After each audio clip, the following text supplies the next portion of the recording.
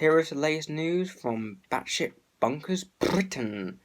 The Bibi Stockholm barge, a fucking hotel that floats, has been kindly dragged to us by our Italian friends, as now currently moored in a port in Portland. And of course, there are people, genuine good people of Britain who are genuinely concerned about illegal migrants based on, I don't know, rape statistics, murder statistics, the fact that most illegal migrants aren't actually fleeing from war and are just generally grifters from Albania or any other safe, protected country and are just poor or lazy or don't want to make money in their own country, so they come to ours to get benefits.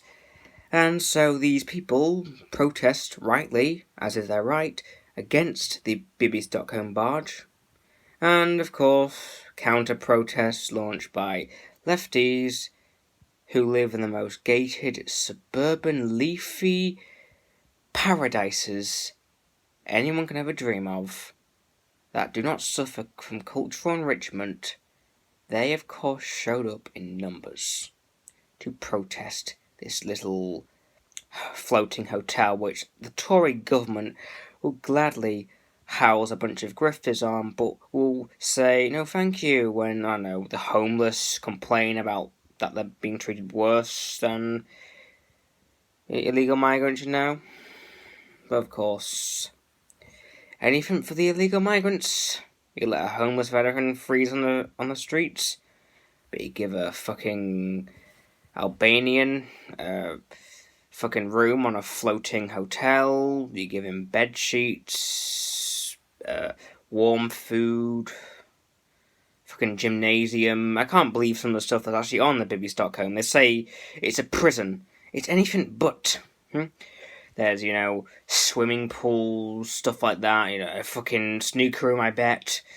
Gymnasium, prayer room, blah blah blah blah blah blah blah. Anyway, in other news, Sadiq Khan has won his little ULEZ thing, and I bet he's jumping up and down with fucking joy about that. And of course, throughout London and other cities in the UK, throughout these past few months, the leafy, idiotic, iced coffee drinking fuckwits known as Just Stop Oil have been stopping the good British people from getting to work, hospital, and their jobs. Because the climate is in crisis, so we're going to solve it by stopping cars and stopping people from going to their job and their lives and their dying kid in hospital because our stupid, out-of-touch, millennial idiot leaders who founded these organisations, who said that the reason why they founded them was to, quote, destroy Western society, and in this process, some may die. They think it's a good idea to stop the genuine good people from getting to work. And of course, they do this whilst being highly hypocritical. A Just Stop Oil protester lives in the most leafy suburban areas of this country. They do not suffer from cultural enrichment. They drink coffee flown in from Peru, and they have the latest iPhone, which, by the way, let me just tell you what powers an iPhone. An iPhone is powered by a crystal dug up from a mine in Africa, which is then sent to a sweatshop in China, where it's then assembled by Chinese slaves. It's then put on a boat and driven over here to England, where it's then put in a van, driven to the iPhone shop, where it's then bought by you, who drives home and does blah blah blah blah blah. So you Just Stop Oil activists have a phone which has a bigger carbon footprint than you. Anyway, the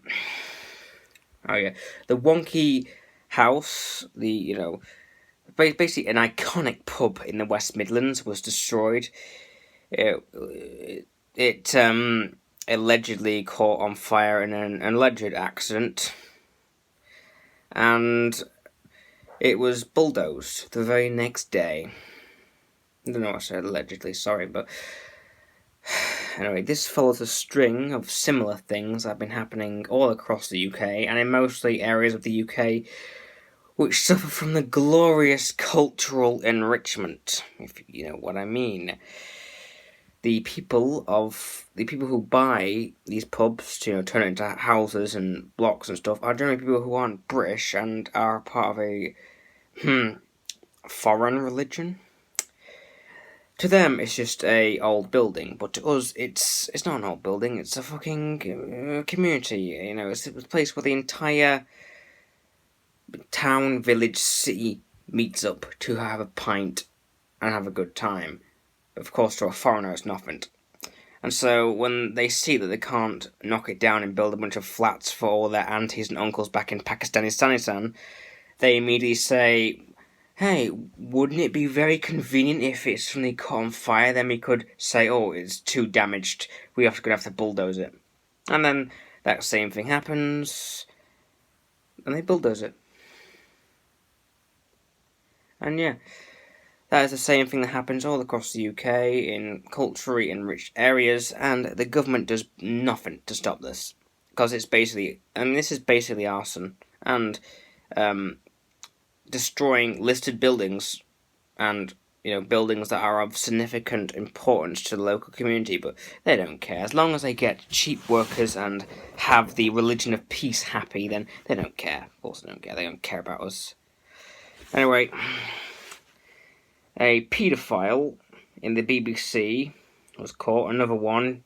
I mean, who'd have thought after Hugh Edwards checked into the into an asylum, we thought that there would be no more paedophiles in the BBC. But of course, there always is. I mean, when will this end? I mean, the BBC must have an endless supply of pedophiles. Because I mean, thousands of them come out every year. Well, come out is a bad word, but you know what I mean. You had Jimmy Savile, you had all the others. I mean, how can one organisation have so many paedophiles? I mean, why did the BBC hate the Catholic Church so much? They're basically the same thing. They both house paedophiles. But yeah, another paedophile was outed. He's a Sikh this time. Big shocker. And yeah. Anyway, batshit bonkers Britain. Hope you enjoy.